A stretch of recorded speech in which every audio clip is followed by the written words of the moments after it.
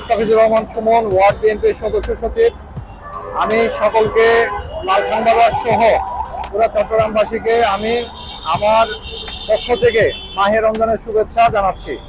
আমরা সিদ্ধান্ত নিয়েছি, আমি বিগত দিনের মতো, বিগত বছরগুলোর মতো এই বছরও আমার প্রতি রমজানে ইফতারির আগে সুবিধাবঞ্চিত এবং এলাকার গরিব মানুষদের যাতে ইফতারি করতে পারে কিছু সংখ্যক লোক, আমি সেই চেষ্টায় আমার ব্যক্তিগত উদ্যোগে, ব্যক্তিগত তহবিল থেকে আমি এখানে পুরো রমজান যতদিন থাকবে ততদিনই এখানে ইফতারির আয়োজন থাকবে।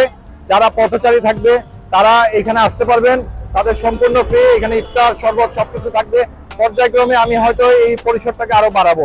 আপনারা আমার জন্য দোয়া করবেন, আমার এই চেষ্টাগুলো যাতে অব্যাহত রাখতে পারি। ধন্যবাদ। আসসালামু আলাইকুম।